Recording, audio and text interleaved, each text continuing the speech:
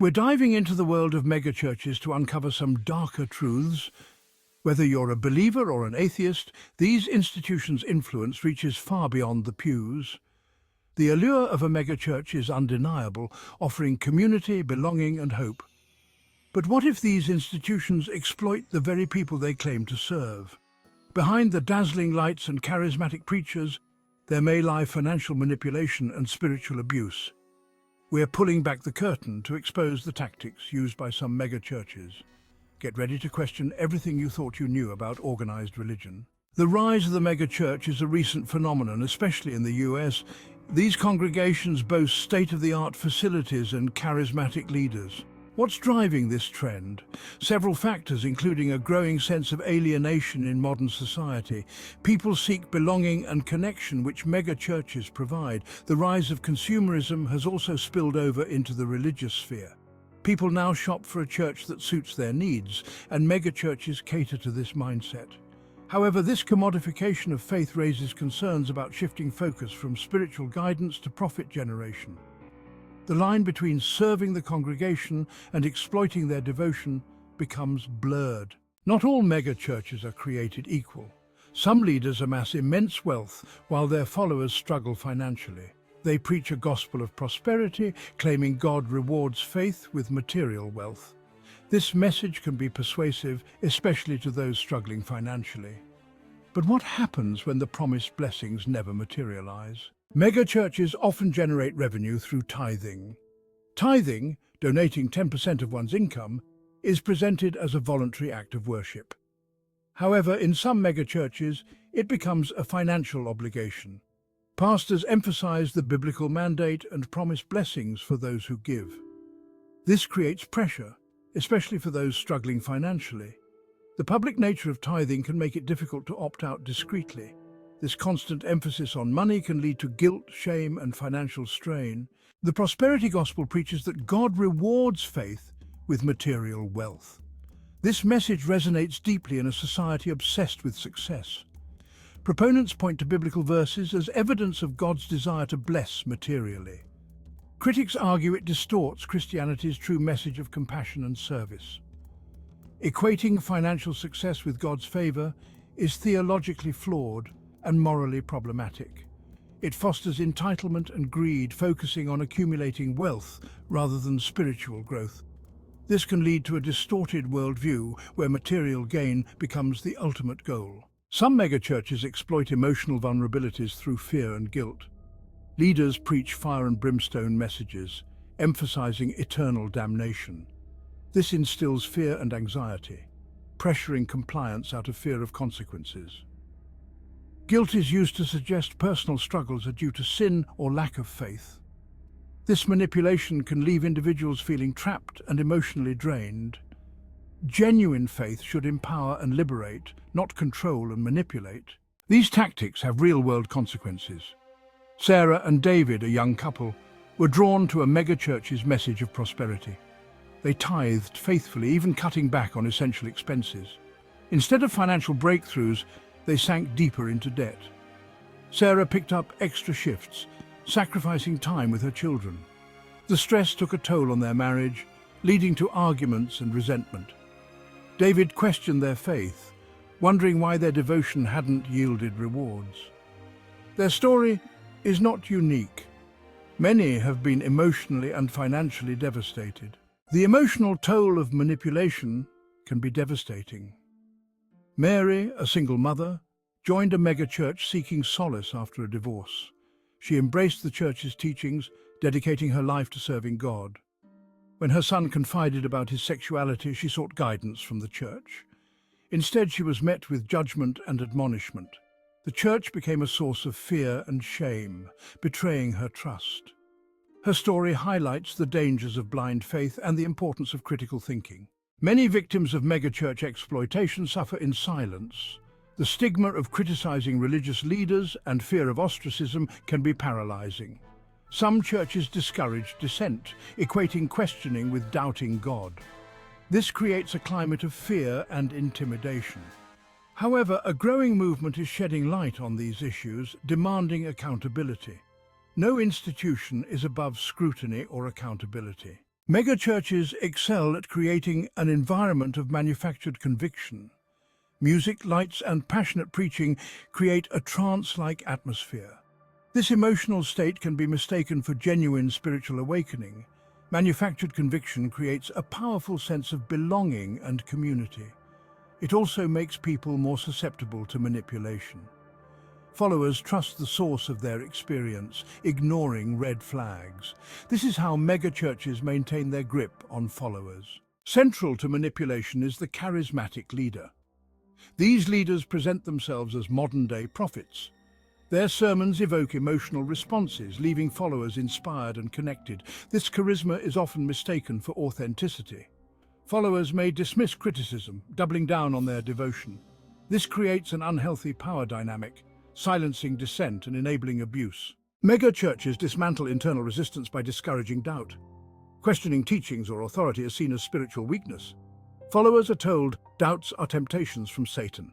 This teaches people to distrust their instincts and silence their inner voice. Isolation from outside influences creates an echo chamber. This tactic maintains control and prevents critical thinking. Now, it's important to acknowledge that not all megachurches operate in this way. While some may have garnered criticism, many others serve as pillars of their communities. To paint them all with the same brush would be a gross oversimplification, ignoring the millions of individuals who find genuine solace, community, and spiritual guidance within these walls. These churches often become sanctuaries for those seeking comfort and connection. For many, mega-churches provide a much-needed sense of belonging in an increasingly fragmented world.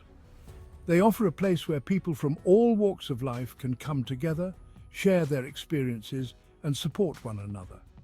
These churches often offer a wide array of social programs, support groups, and volunteer opportunities, creating a strong sense of community and shared purpose.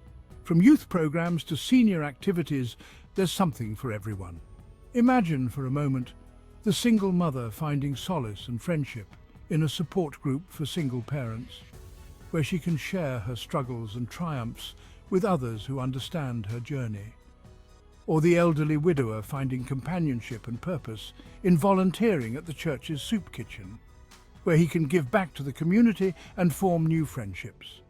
These are just a few examples of the positive impact mega-churches can have on individuals and communities. They provide a network of support that can be life-changing.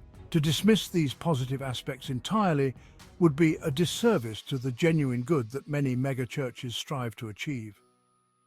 Their efforts often go beyond the spiritual, touching on the social and emotional well-being of their members.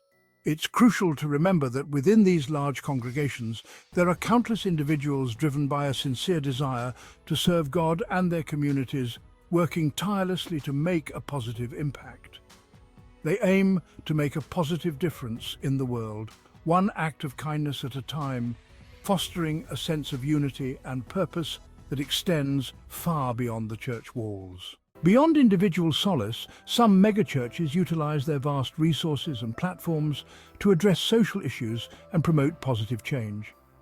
These institutions often serve as beacons of hope and community support.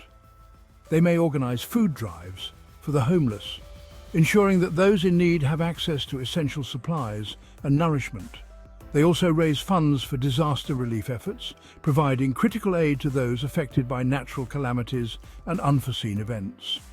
Additionally, they advocate for social justice causes, lending their voices and influence to movements that seek equality and fairness. These churches often have the financial means and organizational capacity to make a significant impact on the communities they serve, leveraging their resources for the greater good.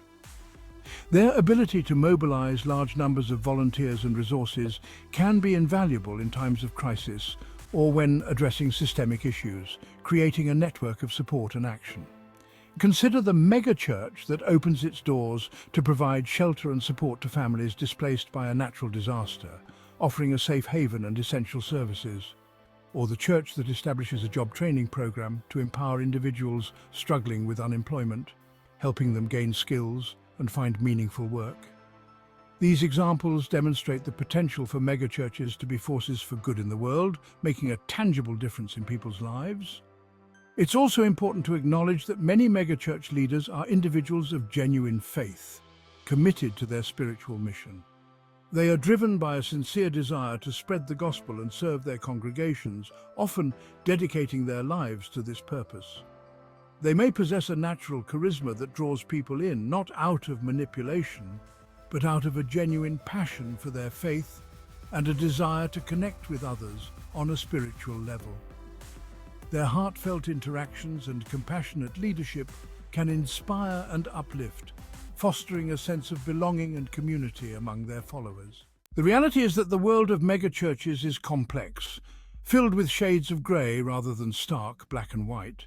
It's a landscape where genuine faith and manipulative tactics can coexist, where good intentions can sometimes have unintended consequences.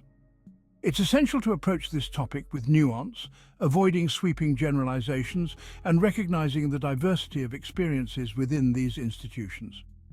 Just as we wouldn't judge all corporations based on the actions of a few unethical CEOs, we shouldn't condemn all megachurches based on the exploitative practices of some. The key is to be discerning, to ask critical questions, and to trust our own judgment. If a church's teachings make you feel uncomfortable, if its financial practices seem opaque, or if its leadership exhibits a pattern of manipulation or abuse, trust your instincts. Genuine faith should empower, liberate, and inspire, not control, manipulate, or exploit. As we've seen, the world of megachurches is a complex and often contradictory one, filled with both light and shadow. While we've exposed some of the darker aspects, the manipulation, the financial exploitation, and the emotional toll it can take on individuals, it's crucial to remember that this isn't the whole story. There are layers and nuances that deserve our attention. Millions of people find genuine solace, community, and a sense of belonging within these walls. They seek spiritual guidance and often find it in the messages and fellowship offered. To disregard their experiences would be a disservice to the positive impact these institutions can have on many lives. Just as there are bad apples in every bunch, there are also those who shine brightly. There are undoubtedly mega churches and pastors who operate with integrity, compassion, and a genuine desire to serve their communities. These leaders and their congregations often engage in meaningful outreach and charitable activities. The key takeaway here isn't to demonize all megachurches, but rather to approach them with a balanced perspective. We aim to empower you, the viewer, with the tools of discernment to see beyond the surface. Don't check your critical thinking at the door when you enter a place of worship. Keep your mind engaged and alert. It's okay, and even encouraged, to ask questions, to demand transparency, and to seek clarity in all matters. Trust your gut instinct. If something feels off, if the teachings raise red flags, or if you witness behavior that seems exploitative or manipulative, take note of it. Don't be afraid to speak up. Your voice matters and can make a difference. Your discernment is crucial in creating a healthier, more accountable and transparent religious environment. By exercising discernment, we contribute to a more faithful and genuine religious landscape. Together we can foster communities that truly reflect the values of integrity, compassion, and faithfulness. This video isn't meant to be the final word on this complex issue. It's just the beginning of a conversation that needs to happen within our communities, our families, and even within our places of worship. If you've been affected by any of the issues discussed today, know that you're not alone. There are resources available, support groups and organizations dedicated to helping individuals who have experienced spiritual abuse or financial exploitation within religious settings. And if this video has resonated with you in any way, please share your thoughts in the comments below. Have you had positive or negative experiences with megachurches? What are your thoughts on the issues we've discussed? Let's continue this dialogue, because only through open and honest conversations can we begin to address these challenging issues and create a healthier, more ethical, and ultimately more fulfilling experience for all people of faith. If you found this video useful, please share your experiences in the comments below and subscribe to our channel. Also, don't go just yet though. Watch the next video on your screen.